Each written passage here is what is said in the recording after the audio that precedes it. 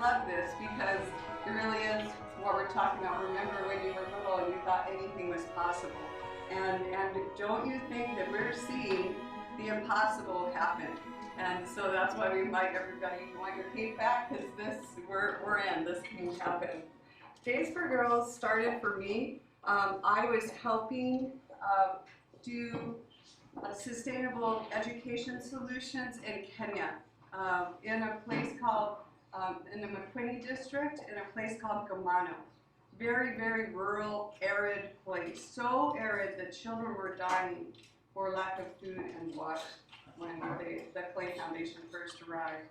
My background is in part global sustainable development, and I'm a science girl. So I like looking at cause and effect and looking at how things would work, and my passion was to make as big a difference as we could in that community, to help them be self-reliant as they created solutions for getting secondary education into their community. At the time, only 8% of those in Kenya ever got to go to secondary school. We were trying to make sure they got into primary and that they had access to secondary, hoping to replicate it all over. So that's what we were doing. A dignitary invited us to go see the slums of Kibera. And have you seen it? A lot of you have been to Kenya. So you would agree that this is the slums of Kibera? It vacillates between the second and third largest slum in the world. It is, and when you stand at the top, there's like a train track that's almost like the little walking highway in that area. And you can see it's like a sea of corrugated metal. And in it, there are so few resources. There's not food and water and sanitation like you would find in our communities at all, right? And there is no employment. But if you think that you would find such devastation, but as in all of these places, what I am struck with is the ingenuity and perseverance of those that are there. It's very, very difficult, but they make such beautiful things come in circumstances that are so hard to deal with. And I got to observe that. We were invited to help an orphanage there, and I was hesitant because I'm a mama lady. I'm actually the American Mother of the Year for 2014 for Washington State. But that is because we have 6 beautiful children and their spouses and 12 grandchildren and foster children, and we're, come on in, everybody. And so I was really afraid that going to this orphanage, my heart would break, right? And instead, of course, they hijacked my heart and I had to help. So I found myself helping for about 1.5 years and doing solutions that were my kind of solutions, sustainable solutions, help them be more self-supported. And so I found things like they were spending $200 a day to feed more than 450 children, way too big for an orphanage, right? And that was for the firewood, because firewood there, as you can see, would be so scarce. It was incredibly expensive. And when you're cooking cassava, you have to cook it. It's toxic if you don't cook it, right? So they had no choice. So we had giant sawdust burning stoves called rocket stoves made. And suddenly they could spend $11 a day to cook their food. And the difference could be used to buy more food, right? I thought, I have found my mission in life. This is it. I'm going to help orphanages be more self-sustaining. Well, what happened was the post-election violence of 2008 happened. Do you remember this? So these were the times when all of a sudden, after the elections were so close, there were just really big cultural and tribal clashes, and they were attacking each other with machetes and knives and even locking people in churches in one case and starting a flame. And the consequence was that this orphanage swelled from 450-ish children to a reported 1,400 children. I say reported not because I think they were lying to me, but because I cannot picture it. And this is why. When I got there, they had 50 children to a room.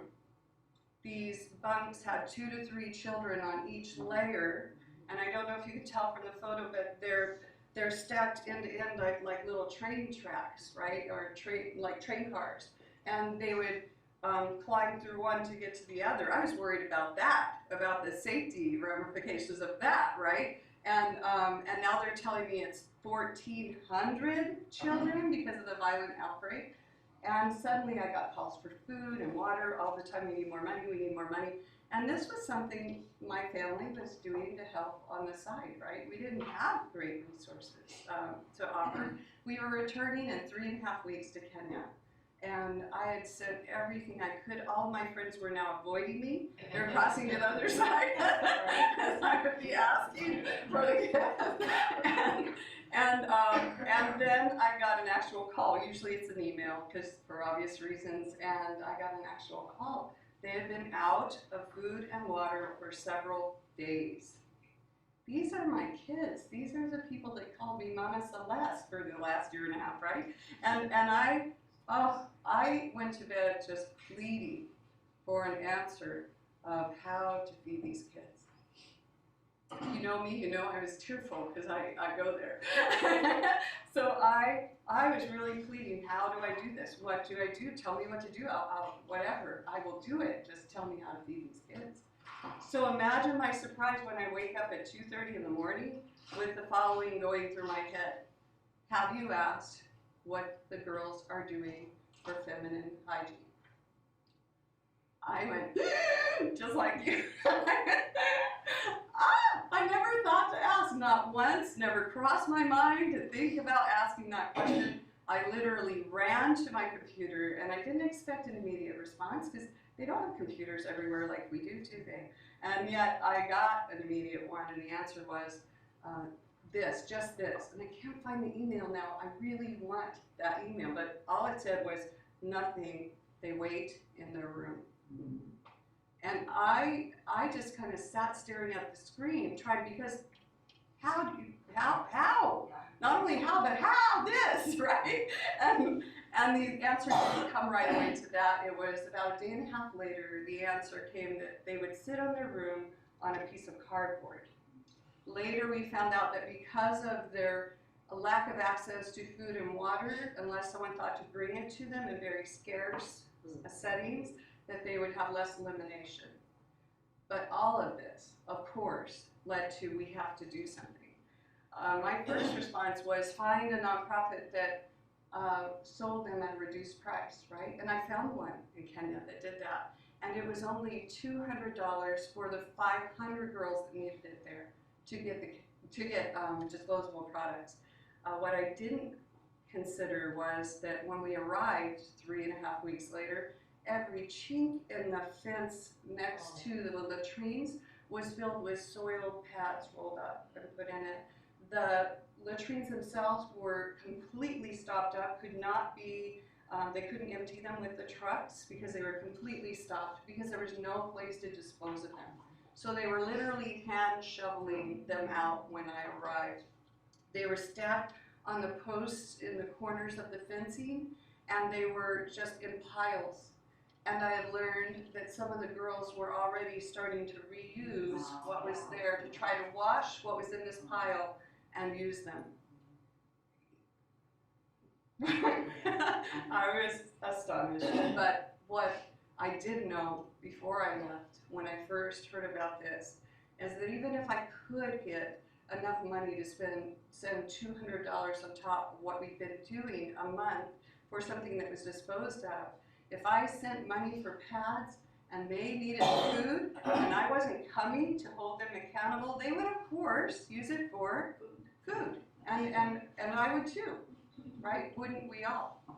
And so we knew we needed something that they could use again and again. Now I wish that I could tell you that our first kids were brilliant, and they weren't.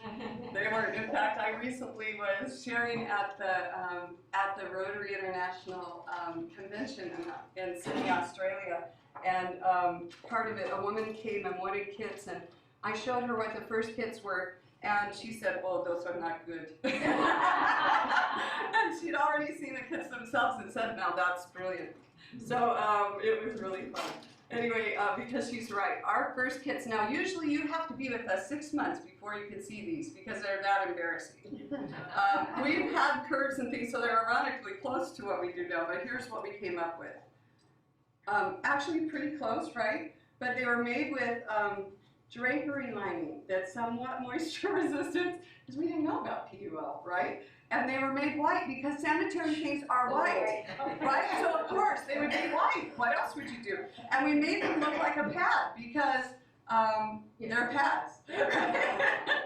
They're 6 layers thick bird's eye cotton, right? And we made a colorful poly cotton on the outside to maybe have a little moisture barrier. And then we gave them layers of them, but we didn't have consistency, so they came in all different sizes.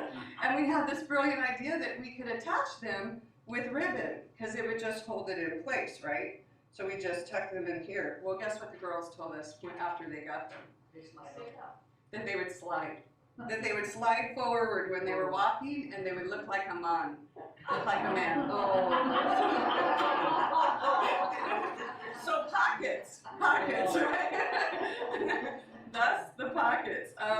They also explained to us that they couldn't have them be white because they would stain, and that it's taboo, not to mention embarrassing. And honestly, when you think about it, if you and I had to hang this out in the front yard with a stain on it, would this work for us? No, of course not. So they were sticking it under their beds. And by under their beds, it turned out they meant like between the mattress and the weaving of whatever bed, right? Yeah. And so they were not getting clean, and they lacked having access to the sun's antimicrobial properties, so they weren't going to be as healthy as they could be, right? And they weren't going to last as long as we needed them to last. So they taught us a lot. They taught us they needed them to be colorful. Then other cultures and communities taught us what it means that you will have some curse happen to you. In Malawi, we learned a group took kids and the chief forbade them to pass them out. And the women were so determined to receive them that they kept asking and were at his doorway for 4 whole days. And on the 4th day, he said, okay, but don't talk about them, just pass them out because otherwise you will cause a drought in our village. Isn't that amazing? So we learned something from that. We'll talk more about that too, but they taught us. So how do you make a pad not look like a pad and still work? So here's the really awesome thing. Today, as you know, a kit comes with 2 shields. We call them shields because they protect their clothing, right? They shield them from stains, right? And on the inside is the polyurethane laminate, right? That keeps it from leaking, and guess what else it is? It's non-toxic, it's breathable, and it doesn't crinkle when they walk. Guess how we know that's important? We've done 27 versions of Days for Girls kits. 27. We have tried everything. Name a way you can do this, and we've done it. And I can tell you why we did or didn't do it. And we based our changes not on what we thought was cute or acceptable, but on what they gave their feedback for. It was shifting to the forward pockets. It was, we tried different sizes. We had to come up with a size that would work for the most women, right? And here's how you make a pad not look like a pad. Ta-da! Now most of you know this, but here's what was, this is ingenious, really, because it looks like a washcloth or a nappy, right? But on the center, we call it the hot spot. You have 2 layers, and on the edges, this is thinner because she can tuck this into the pocket and layer as many layers as she needs and not have bulk where the pocket is, right? It also saves fabric. That's the other reason. The other thing that it did that we didn't expect would happen listening to their wisdom is that when you fold this in 3, it has 6 layers of absorbency, the same 6 layers, right? However, it washes with 1/4 the water that the original pad does.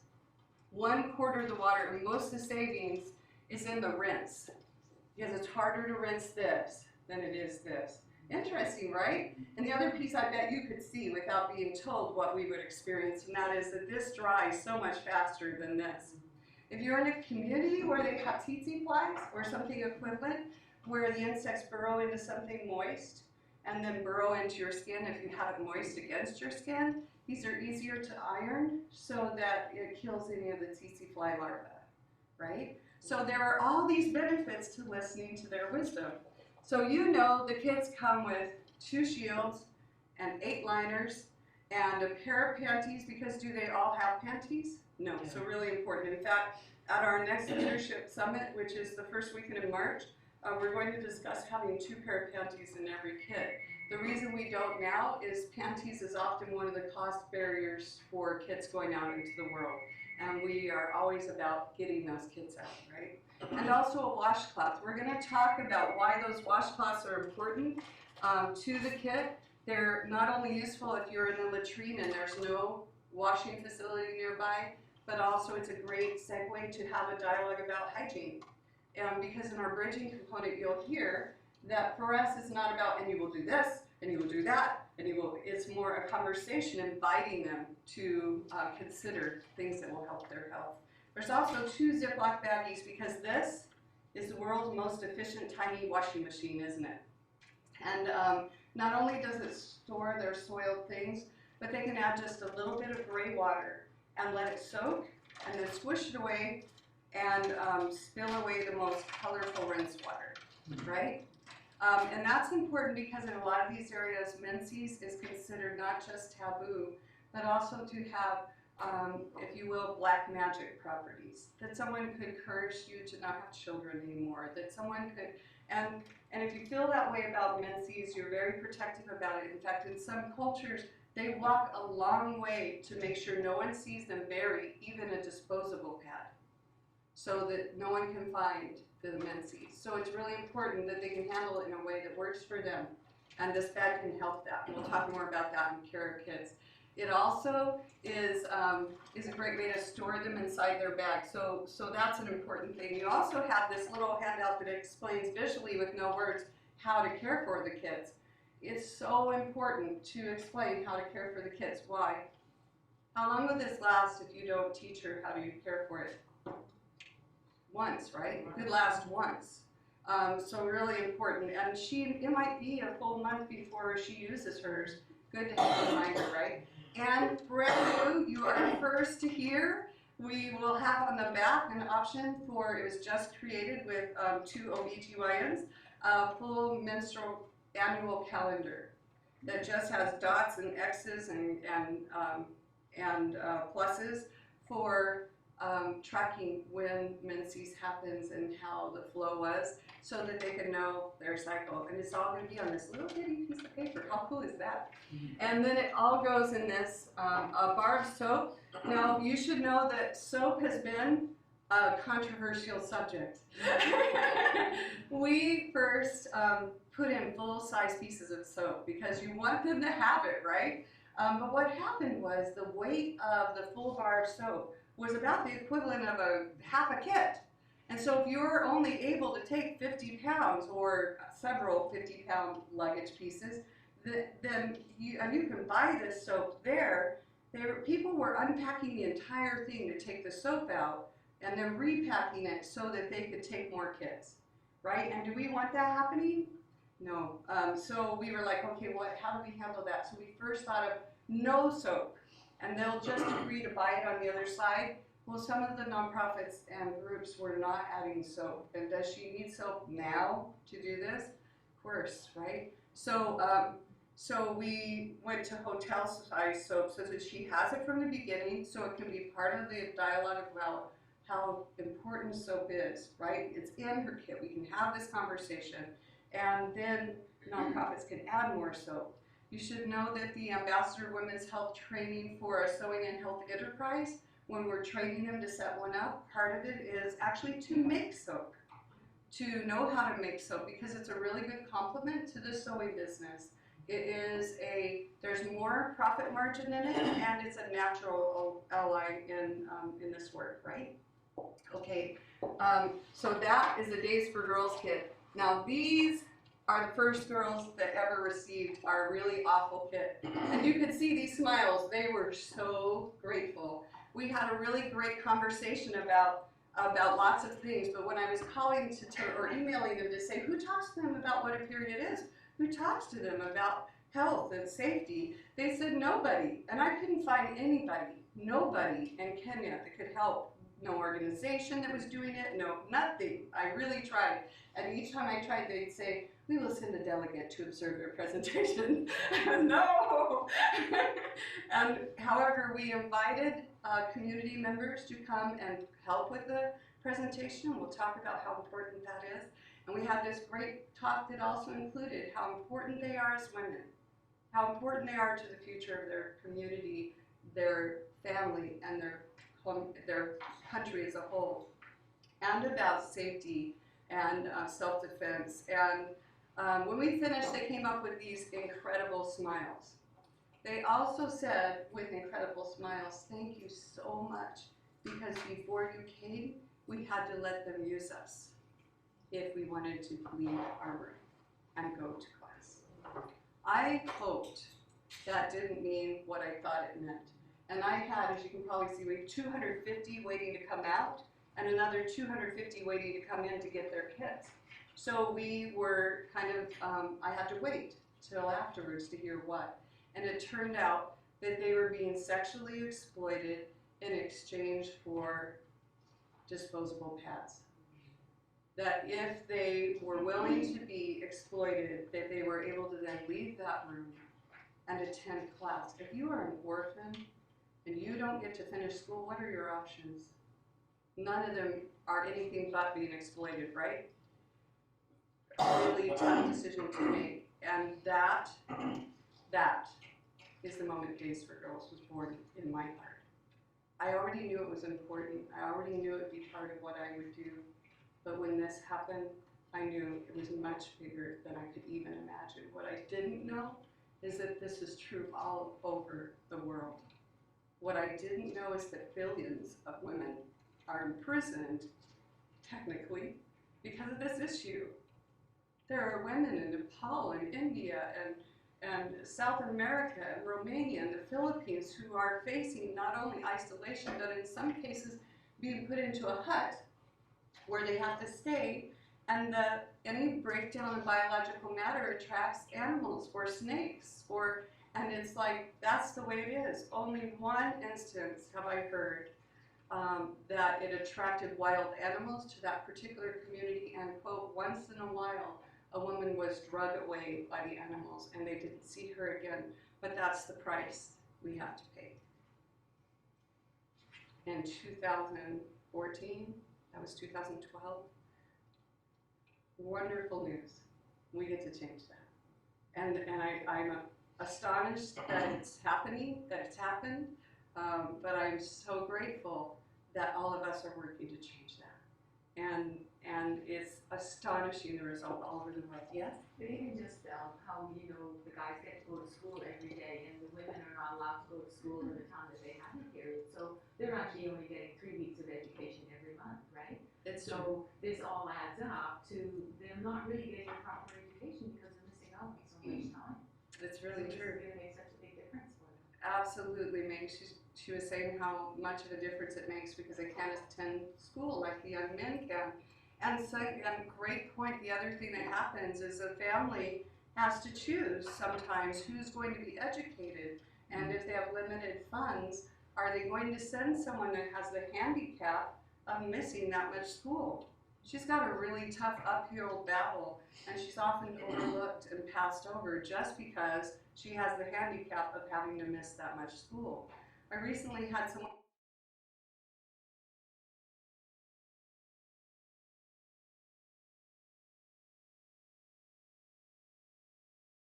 we discovered, yes, they do. They use strips of wool blankets that are very abrasive and not very effective and soaked through. They use mattress stuffing. Often you hear that one pulled out of mattresses. They use toilet tissue. Raise your hand if you think they have Charmin over there. No. Have you seen this toilet tissue? And they use corn cobs and corn husks and stones and cow dung, which is dried out and made into like a lumped-in cake, if you will, and used. And then piles of sand, feathers, leather straps, anything just to try to handle this, right? It's amazing. And the impact for women, how they feel about themselves, and worse, what happens when you don't know what a period is. We had in Kenya, one of the women that came to train to be an ambassador of women's health, beautiful, tall, statuesque Kenyan woman, 16 years old. Very rare for the chieftains to send someone that young, and yet she was sent. Beautiful woman, and very articulate. And she came up to Julie, the director of Days for Girls Kenya, after that presentation about what a period is, and she said, for the last 2 years, I thought I had AIDS. And this is the part that further astonishes me. Quote, because of the stigma of AIDS, I told no one. Unquote. Now that, what is that? To me, this is a really bright, educated woman. So no one had told her. For taboo reasons, for it's not generally shared, for lots of reasons, she never had exposure to that knowledge. And you get to change that too. It's huge how the shift that happens in a person when they know what's happening to their body, because every assumption we make about blood is what? Injury, ill health, everything we assume about blood isn't good. So what are you going to assume? Often young girls who have become the caregiver for their family because their mother and father died of AIDS, when their menses start, think, well, this is it, I'm next. I'll have to do as much as I can before it's my turn to pass on. I have AIDS, right? And I remember one time in Zimbabwe, there was a room, there were 50 women, 2 men. They were all being trained, 2 from each province, to be ambassadors of women's health. And they were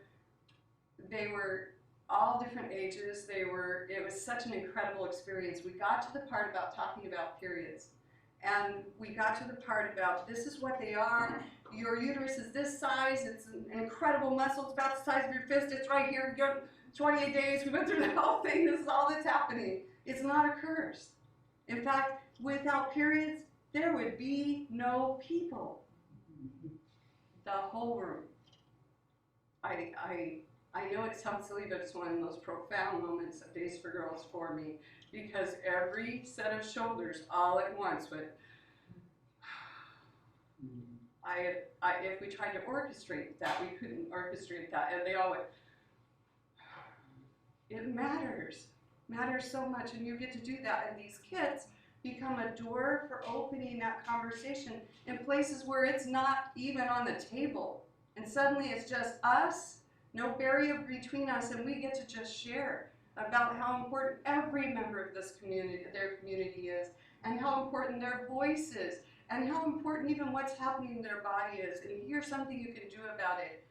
Go, live. It's amazing, amazing to me that something so simple can be so direct and so effective. It's not the only solution, but it is a powerful solution for reversing cycles of poverty and violence against women. We'll talk more about that. And one of the huge things is they get to stay in school. And even if she gets 2 more years of education, this changes everything. She passes it on to her children. She passes it on. Her strength in her community matters. It's huge, that education time. In fact, one of my heroes is Dr. Pedro Sanchez. He's one of the world's leading soil ecologists. That means he's a soil scientist. He helps crops grow where they usually wouldn't be able to grow. Long story, I will tell you all you want to know about him if you want. But he won the World Food Prize. And when he won that, that's like the equivalent of the Nobel Peace Prize, only for people who end poverty, right? And he won that. When he won it, he received $250,000 as part of the prize. So all this awareness and about what he does, and then this $250,000. So with that money, you would think that he'd use it for agriculture, right? Guess what he used it for? He set up an endowment for girls to be able to go to school. And when asked why he did that, this was his answer. An educated girl can have a profound impact on the development of a community. That's what you're doing. That's what you're doing. So we know the poverty cycle can be broken, and we have an audacious, enormous, incredibly, we can do it goal. And that is every girl, everywhere, period. And to make it even more audacious, we want to do that by 2022. So that doesn't give us too much more time, but we can do it. We're doing it. You're doing it. Thank you for being here and being part of how we're going to do that. There are two arms of how Days for Girls works in the world. One, a lot of you have seen, you take kits that are made by incredible volunteers, sacrificing their time, their resources, their talents, and talking to complete strangers about periods. If that's not a miracle, I want to know what is. Because the truth is, we would rather talk about diarrhea than menstruation, yes? So that's one way. And this not only gives kids to girls, gets them to have this, and women, right? Because we're all girls. That are girls, sorry, Helen. You get an honorary one. We have a lot of incredible girls that man up for girls, and there's two of them in this room, Devin and Howard. So they're not only getting the empowerment and the education that goes with it, and all the opportunities and the doors that open for them, and that opportunity access to education, they are also seeding the market for the other part of what we do, which is these sewing and health enterprises, where they learn how to make them themselves, and importantly, they must, and that's why what you're doing is so important, learn how to do the educational piece to go with it. Because we want every kit to carry this vital knowledge with it. And you can see why. It's so easy to separate them, and they need to go with that knowledge. They have to partner with that knowledge, because what a waste if we don't. Plus, they won't know how to use them correctly, right? They're not necessarily intuitive. So really important to do. You've seen how we seek the wisdom of those we serve, and you saw how we see that in our kit design. You're also going to learn more about cultural relevance and inviting them to be part of every part of Days for Girls as we train here today. These are just some pictures of some of the distributions. Sorry, this one's Kenya, ladies. This one is Madagascar, Philippines, and Uganda. And of course, there's the important part of nurturing local leadership, and that's what you're going to be able to pass on, is make this happen all over within the communities you serve. That they're the leaders, that they're the ones with the knowledge. They know what barriers they're facing, they know what works and what doesn't work. And then if an outbreak happens, a war happens, heaven forbid, but if something like that happens, this knowledge doesn't leave. It's there. It's part of their culture. Dr. Sam, Sybil Ann Williams, is one of my heroes, and she's one of the pioneers of Days for Girls, and she's an OBGYN oncological surgeon. And she was in Zambia with Nurses for Africa doing Days for Girls. One of the things that she did was pass out kits and teach how to make them, and teach how about the women's health aspect of what we do. And while she was passing them out or teaching that and enjoying that whole experience, which we're going to talk more about, some of you have experienced, a day later, a woman came seeking the person who had taught her daughter.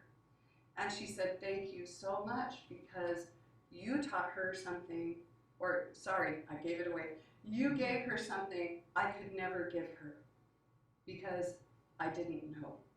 It wasn't just the kit that meant so much to her, it was that knowledge. And did you notice something? That knowledge became contagious.